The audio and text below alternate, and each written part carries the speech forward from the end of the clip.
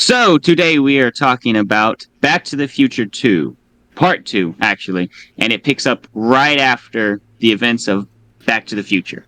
At the end of Back to the Future 1, we head right from there to the year 2015, where turns out Marty and Jennifer have had some kids, and they're not doing too good.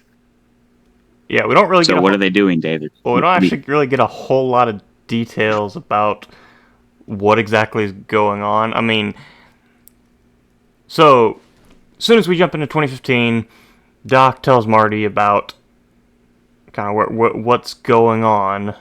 Again, doesn't really give much details, but basically, Marty's son is going to go to jail because of something that he does later that day. Don't really know what with it Biff, is. specifically with Well, Griff. yeah. Biff's grandson. Griff. Yes, you're right. Right. Yes.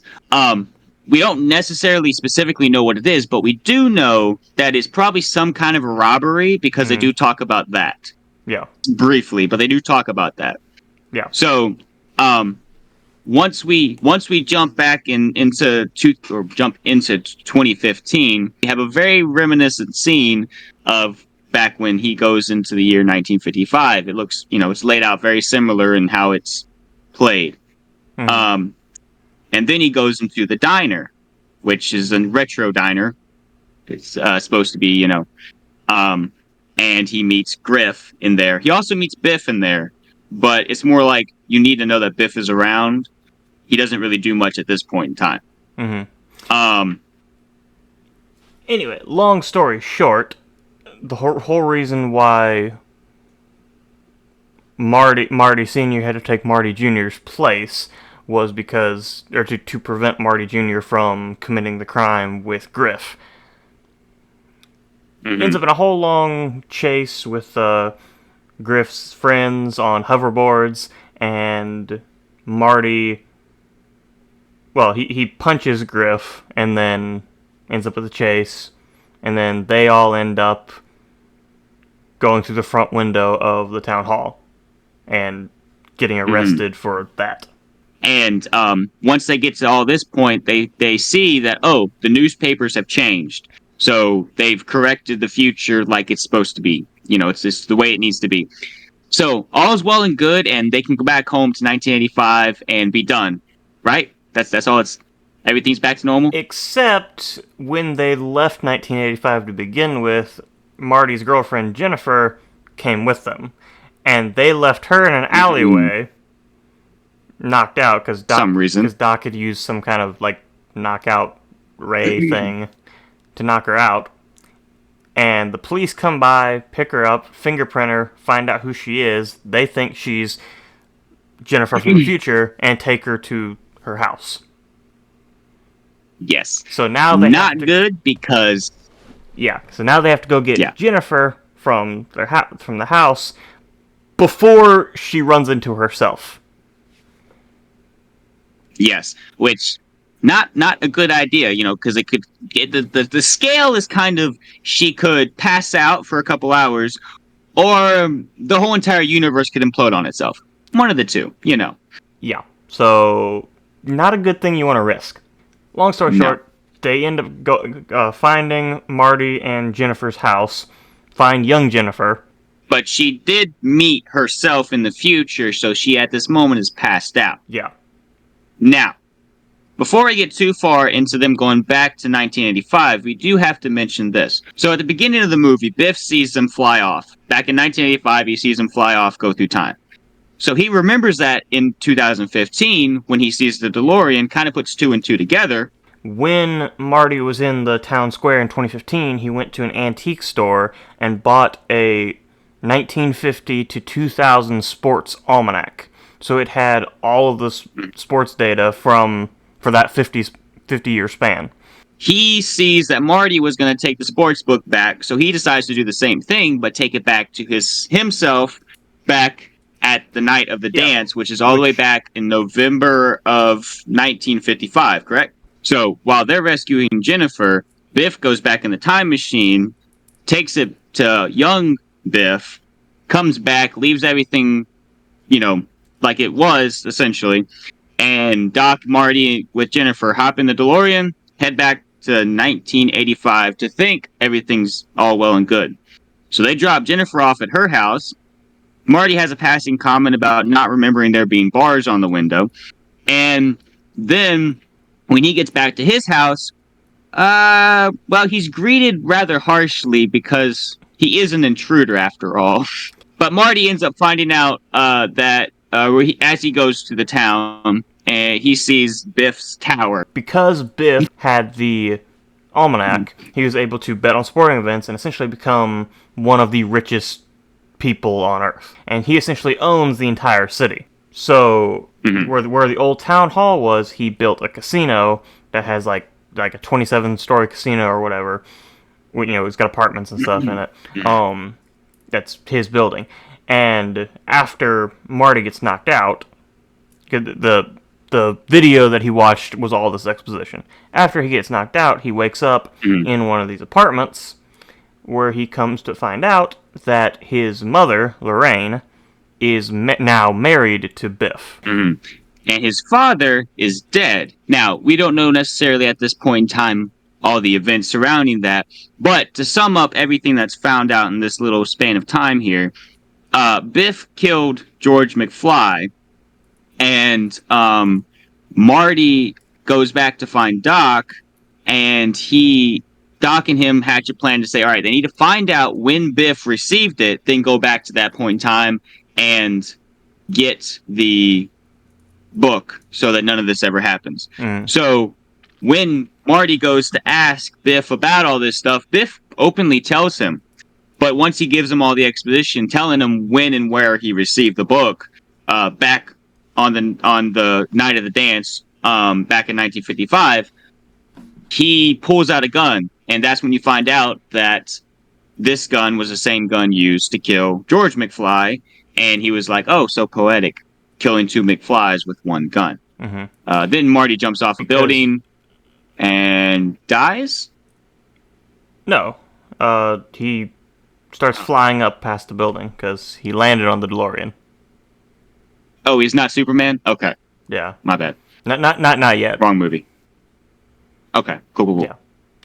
Enough time travel.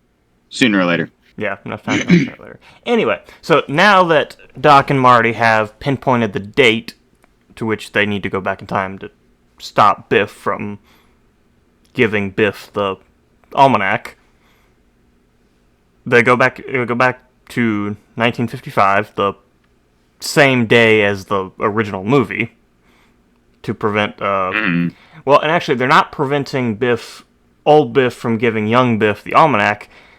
They're taking the almanac from young Biff after old Biff leaves, because if old Biff knows that they're there and that they steal the almanac, he's not going to go back in time to leave the DeLorean for them to go back to 1985.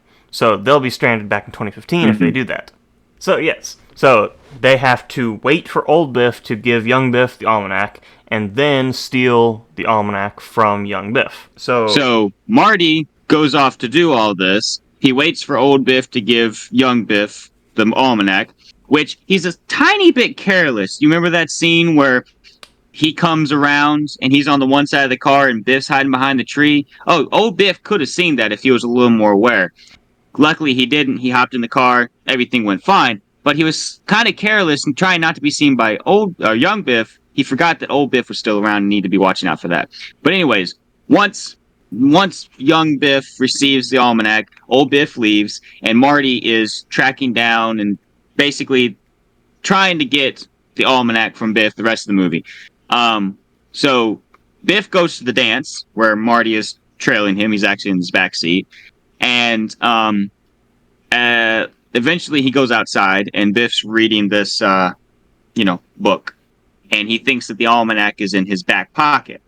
Well, during these events, Principal Strickland comes up and he takes the book for some reason and just decides to walk off of it. So Marty follows him to his office. When he finally gets the book, he opens it up and finds out that it's just the cover not actually the book. Mhm. It's Ooh La La is on the inside instead of the sports almanac. So now he has to figure out where Biff is, and who knows how he can find him. Stop it, Beth! You'll break his arm! Stop it! One chance, my old man's about to deck Biff! So now that Marty knows where Biff is, he runs over to perform CPR, which hasn't been invented yet. But instead, he steals the guy's wallet. Yeah. So now he has the almanac. All is good, right? Not quite. He runs into Biff's friends, his goons or whatever, and they chase him into the gym. Once he runs to the gym, they see Marty on the stage, so they plan on jumping him after he gets done. So Marty has to deal with that. Yeah, so while Marty, getting my names mixed up here for what I'm about to say, while Marty is playing Johnny Be Good, that's where I got Johnny from, Mhm. Marty, I can't even say old and young Marty because they're the same age, it's literally a day apart. No. Anyway, so while past Marty is playing Johnny Be Good, current Marty has to climb up above the stage and drop sandbags on Biff's goons. Which he does successfully, and then he goes out the back door to meet Doc. But instead he meets Biff. Oof. Yeah. Yeah. And Well, so he doesn't plan on fighting Biff. So he turns around, he walks away. And then Biff calls him a chicken. so obviously Marty has to fight him. And past Marty ends up walking out the door and hitting current Marty with the door, knocking him, well, not knocking him to the ground, not knocking him out, knocking him to the ground. And so Biff is able to steal the almanac back and proceeds to get in his car to drive off. Talk about being your own worst enemy, you know? I mean, if Marty hadn't gone out that door, and So now they have to get the book back from Biff once again, and they hop in the DeLorean, and they fly around, and then he gets the hoverboard that he took from 2015, and he's hiding behind Biff's car. Once he gets, close enough, he jumps down, he's on the hoverboard behind Biff's car, and a bunch of action happens, and he gets the board, and he causes Biff to run back into another manure truck. Mm-hmm. Biff really hates manure. Fair enough, too. Yeah. He's been in it probably twice within 48 hours. Yeah, that's fair enough. Anyway, so Doc and Marty proceed to go back to where they had gone, back to the past, so they could go to the future. Although it's the lightning storm, the one that stopped the clock tower, is currently going on. So Doc can't land the DeLorean For some reason. So he decides to fly around until he can get. I guess he's trying to get the wind right so he can land the DeLorean. So he flies around to try to get in the right position and gets struck by lightning and disappears. But it is at this time that a car pulls up. So Marty's kind of confused. Like, what's this? There's a random cars come pulling up over here. We're out in the middle of nowhere. There's no reason a car should be out here.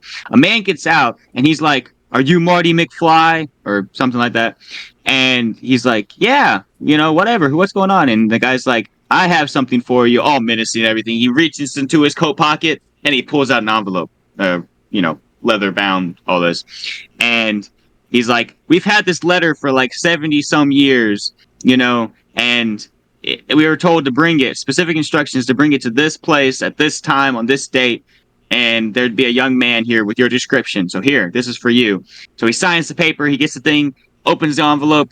Turns out, where did Doc go? He went back to the year 1885, back in the Old West. Mm-hmm. And he's had this letter sent to Marty so that Marty can come and rescue him. And so, what does So Marty's got to get back to 1885 somehow. And who else can he rely on other than Doc? So he proceeds to run back to the town square where young Doc has just seen Marty, sent Marty back to the future, seen him disappear in the DeLorean, only for him to reappear right behind him and tell him he's back. He's back from the future. Well, I think that pretty well sums up the movie as best as we can do.